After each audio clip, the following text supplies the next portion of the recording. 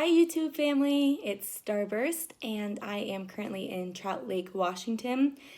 It's like mile 2,200 and something. So that means I haven't even done the exact math yet, but I have less than 500 miles to go until I make it to Manning Park. I am at the cutest little inn in Trout Lake, and I just made myself a hot pot of coffee, so I'm all good to go to answer some of your questions that you posted on my last trail update. As always, I read through all of them, and I wish I could answer every single question, but there is just so many. So thank you guys so much for taking the time to answer or ask me a question, and hopefully post-trail I'll be able to answer all of them when I have more time. But anyway, let's get started. So the first question is from Karen W. And she asked, am I keeping a written journal and would I ever publish a book? So I'm not keeping a written journal. My plan was to keep a daily log, a handwritten daily log. And I started in the beginning of the trail. And after the third day, I think it was, I was like, oh, this seems like too much work. I just was dreading writing in my journal every night because I was trying to write more, intimate thoughts. I don't know, just random little details that I wanted to remember.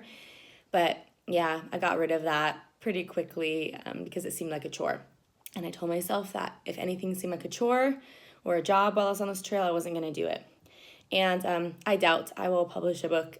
There's a lot of good hiking books that I've read so far, and I still have some books that I want to read on through hiking. So, I don't know. Right now, no one needs my words out there. The next question is from Mike in Tokyo. He asked, how many miles am I averaging a day, and do I have a mileage limit? So now at this point, I'm trying to do average at least 30 miles a day. You know, some days because of timing into a town or something, maybe 25 miles or less, or sometimes I'm doing more than 30. It just depends. I just did my first 40-mile day last week, and I actually felt pretty good. I don't have a mileage limit.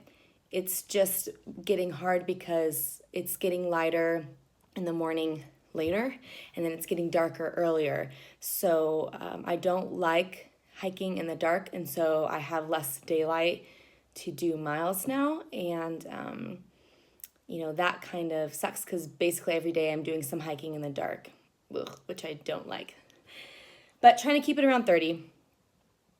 Jason asked, how much weight have I lost? And I actually don't know. I don't weigh myself. I know that I've lost weight. People have told me I've lost weight, but I just don't have a number for you. But I think I'll weigh myself when I get home. I'll probably still gain a couple pounds from the moment I'm done till when I'm home, but I'll have a better idea. And I'll be using the same exact scale that I used when I first started. Okay, Mountain Cat 8 asked, how do I keep my motivation to keep hiking? And this is a really good question because I am not good at this. There's a lot of people obviously that can finish through hiking in under 100 days. A lot of people that I was hiking with in the beginning have already finished.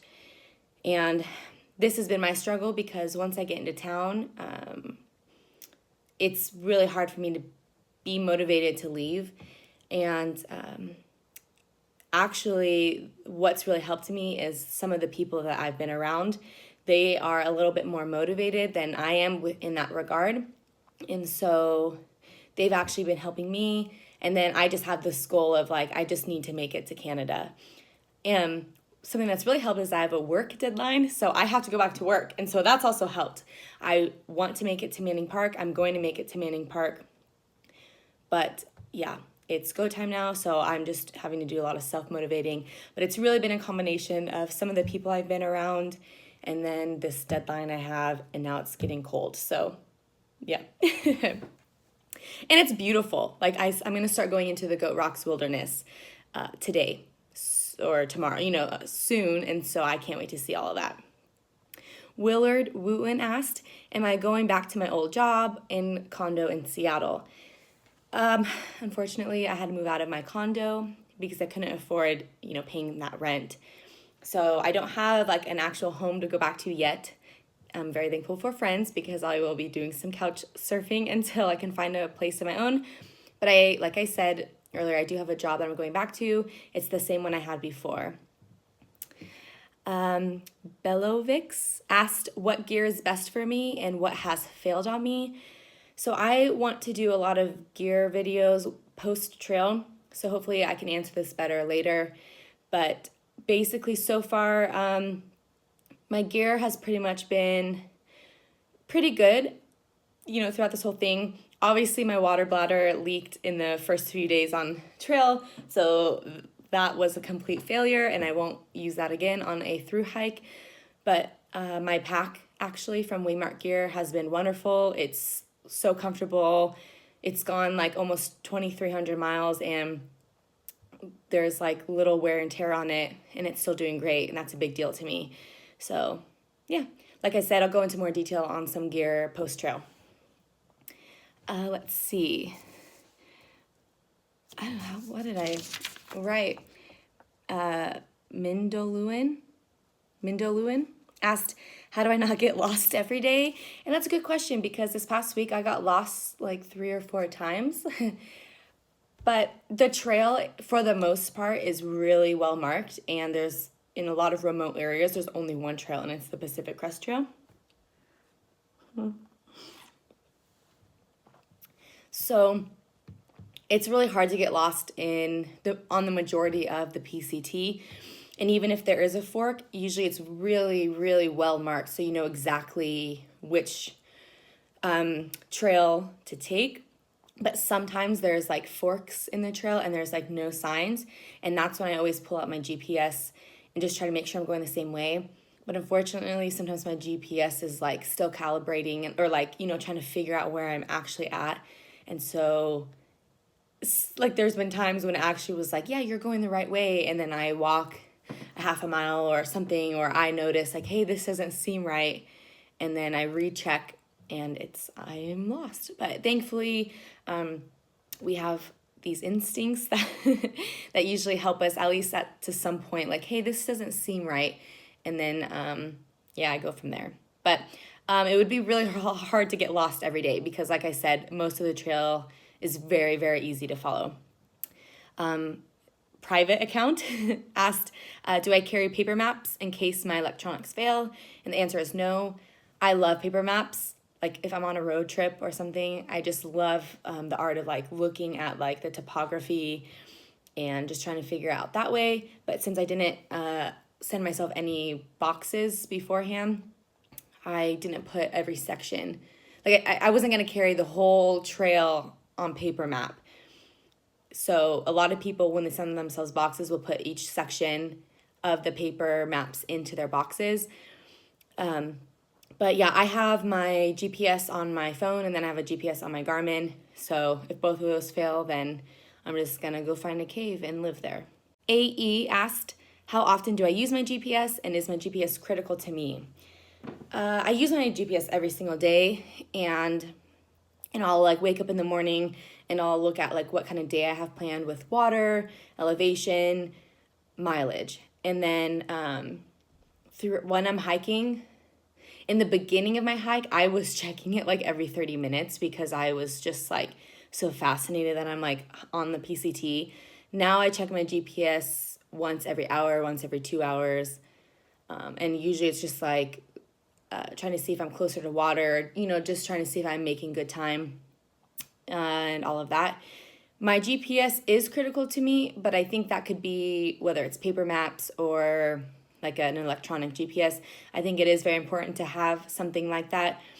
The great thing about having an electronic GPS is that, I can see comments from other hikers, updated water reports, everything like that, and I can see my movement in real time, which I do really like.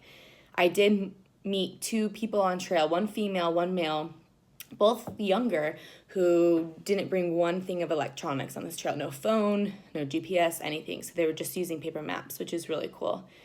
But there's also like a good amount of people around that, if something were to happen, you got lost or your electronics failed, you could kind of ask someone. You could just sit on the trail and wait for someone to walk by. And hope that worked out for you. Eagleette asked, how do I feel about through hiking right at this moment? Right now at this moment, I'm a little anxious to get back out on trail because the weather's been so bad. I've heard that hikers have had the worst nights on trail for themselves because it was so cold. They were worried about hypothermia. I've been in rain, and just been cold and wet. But it's sunny out today, but it's really cold outside, and I'm just, a little like anxious about that. But I'm also really excited because there's so much beautiful scenery coming up, and then I'm almost done. So nothing really is going to stop me at this point, unless it's like some crazy, dangerous, massive snowstorm. But yeah, so right now, I'm feeling great about my through hike. It's already bittersweet, but I don't want to think about that right now because I might cry. Niam Doyle, how often do I camp alone versus with others? And then, has camping alone become easier or less scary? So in the beginning of a through hike, there's so many people that you rarely camp alone. You really, I think, have to try hard to camp alone. I would even be worried that when I got to this campsite that I had in mind, that there wouldn't be any room for me. But now that there's hardly anybody on trail, I've been camping alone a lot. And to be honest, it's not any easier and it's not less scary.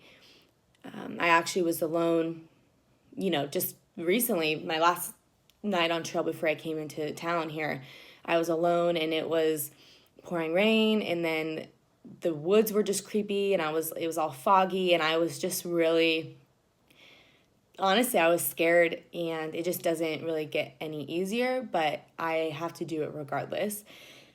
I think the surroundings plays a big part in it. If I'm alone and in just like some wide open space where I could just see the stars and, I can just like look around me, that I feel much better camping alone. I don't know why, but when I'm in a dense forest and everything, you just hear a bunch of sounds, and it's just the woods, but I still don't really like it. 68 Hambone asked, have the fire closures been a problem? They haven't actually been a problem for me. I know they have been for others. I have a little fire closure coming up, but most of the time there's just reroutes for them, so I just walk them. But I know like the northern terminus was closed for some people due to a fire, which is a huge bummer, but the PCTA and other trail organizations are just trying to keep us safe. So hasn't been a problem for me yet, and now that it's been raining, I don't think it really will affect me. No current fires, at least.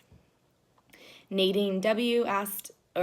said, I am one of the most openly positive people, so do I find that people want to cut me down and dump a bunch of pessimism on me?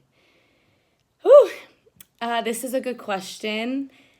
The answer is yes. There are some people who I think intentionally cut me down because of who I am, and I think we've all experienced that in some way with somebody in our life. Especially being on the internet and posting my videos, that I've seen a lot more of that, obviously, because I'm putting myself out there to more people. It's just kind of funny because even when I was going through these questions in the comments, there was one particular person who said some really rude things. And it was just so like from 0 to 100.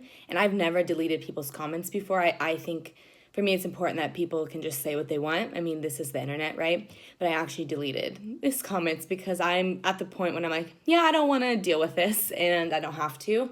And so like, for example, I understand that like a lot of people are it's coming from a good place when they talk about the weather to us hikers, but it does just, so it just gets a little redundant and frustrating to most hikers when we go into a town and the only thing people say to us is that we need to hurry because of the weather. And us hikers, I think, know better than anybody about the weather. It's like we know that. We're not clueless. We understand A lot of us got more gear in the mail to endure the weather, and none of us are stopping. I shouldn't say none of us. Some people quit, and the only way I'll quit from weather is if it's like life-threatening. But so this particular person was just like being hardcore and telling me that I need to hurry, and as if like I'm just like don't know what I'm doing. I'm like out here experiencing the weather change, and so we all can feel it and understand that, all right, like it's time to really like kick it up a gear. And I just like responded to him. I was, and I was just, yeah, like I know that the weather's coming, but I said something like, I don't even remember, just how we really appreciate just like encouragement at this point, and etc. And then he started commenting that I'm a snippy little brat, and then he hopes I don't make it, and he was just like going off, and was like he won't follow me anymore because I'm, just saying all of these odd things. And so that stuff still sucks because it's like, no, like I was, it's kind of like people joke like that whole mansplaining thing, like me being told something as if I don't know what's going on when I think I know more than, like more of the current situation and the current weather since I'm like living in it than this particular person who made the comment. And so when I do stand up for myself or something like that, I do find reactions that go from 0 to 100, like very angry reactions, very mean things being said to me. And so that does happen. But on trail with other hikers, I am pretty positive, but I'm also one of those people that I do have bad moments and maybe even bad days. And I think it's important to like feel those emotions. I'm not one of those people that just like tries to read a positive quote and be like, I just need to suck it up or compare my situation to other people's. I feel like for me, it's important to be okay with not always being positive, but I just try not to put that on others.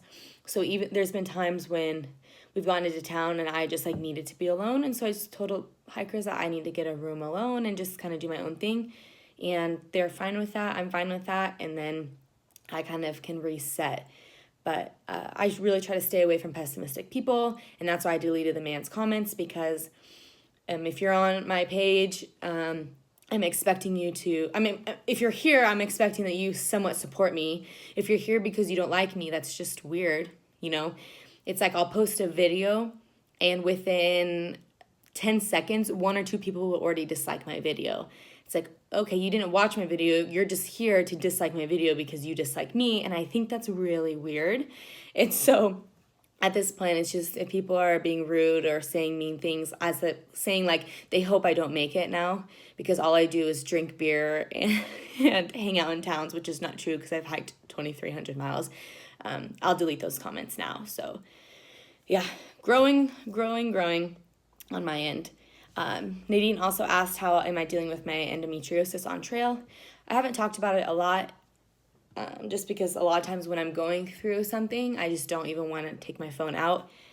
But it's actually been okay because I haven't got my period as much in the end of trail. But I did have a cyst rupture a few weeks ago, and that was really painful. So I'm planning or hoping to do a video specifically on that sort of thing, post-trail, so that the people who want to listen to that can, and others who don't want to listen to it aren't forced to. Two of my friends asked if I've had any trail romances, and the answer is no. I am not particularly one of those people who just jumps into flings like that, but there have been a lot of trail romances between other people. It's kind of cool to see. Some are serious, some are not, but for me, no. I've just made a lot of great friends. And two of my friends also asked, how has the trail changed me? And a lot of people have been asking me that same question, along with like some of my best and worst moments on trail. I think I'm going to really want to talk about that post-trail once I'm done and have done with the whole trail and have like a different perspective. Tex Aggie 90 asked, do I carry bear spray? And now I do. I didn't in the beginning of the trail, but since like my whole mountain lion thing, I have some, which it can be used on many animals and people. but don't spray yourself. Rudio X asked, how many pair of shoes have I bought since I started? So my number is very low compared to other people. I'm only on my 3rd pair of shoes. I'll probably just try to finish with these shoes. So that means I've only gone through 3 the whole trail. But these shoes I'm wearing now are like they're pretty worn down. So I might actually have to do like a last minute purchase of some new shoes, but we'll see. I'm trying to make it, but they're getting pretty bad. So far it's been 3, but that's very extreme. I wore one pair for almost 1,000 miles. Another pair was like 800 or something like that. So I really can stretch my shoes out pretty long. Priya Nempard asked, what are the health pros and cons of hiking so many miles a day? My joints are just always hurting. Like my feet, every day I wake up, my feet feel like they are actually broken, and it takes a bit of me walking around for them to get kind of warmed up. There's something called the hiker hobble, and it's really pathetic, but it looks like you're a very, very, very elderly person trying to like walk. And so I don't think that's particularly good. But the health pros is that I'm getting in really good shape. Like I said, I just recently did a 40-mile day. I could have never done that, when I started the trail. So the fact that I'm hiking so many miles a day, my body's just really used to that kind of endurance. And I just feel really strong and healthy. But then on the other side, it's like my feet hurt, my joints hurt, my feet are swollen. Yeah. Basically, you guys, that's going to be it for now. I know I didn't get to answer all of your questions, but I'm really thankful for all of you who've just been a part of my journey and my adventure. I really feel like this isn't just me doing this. And like I said, a lot of questions were asked about my gear or how this hike has changed me and my experiences on trail, the good ones and the bad ones. And people have asked me specific questions like best camping spots and everything like that. I would like to maybe talk about all of these post-trail when I have more time to think, reflect, and actually do some research to give you an actual answer. But you guys, I'm so excited. I'm almost done. And thank you for everyone who's been positive.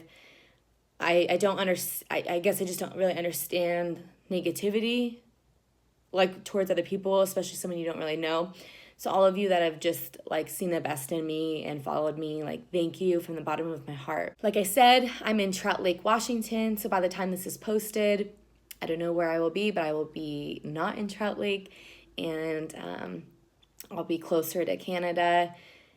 At this point, I have about 2 weeks left on trail. So I'm hoping to be done very end of September, very early October. That's my goal. And as always, I try to keep a more updated location and some pictures on my Instagram. You can follow me at The Whimsical Woman. This will be my last trail update Q&A until after trail. So you guys, I'm so excited. I'm nervous. It's bittersweet. I have so many emotions in me, and I can't even fathom what the emotions will feel like. I really feel like all of you that have been here with me are going to be walking across that border with me and celebrating with me. So thank you so much. I really love all of you from, I don't know you. I haven't met a lot of you, but I just love what you guys have given me through this journey. So thank you so very much. Now, the next time you hear from me, I hope I've thru-hiked the Pacific Crest Trail. So anyway, you guys, I hope you guys are having a wonderful end to your summer, and just know that you guys, I think about this community every single day. Okay, bye.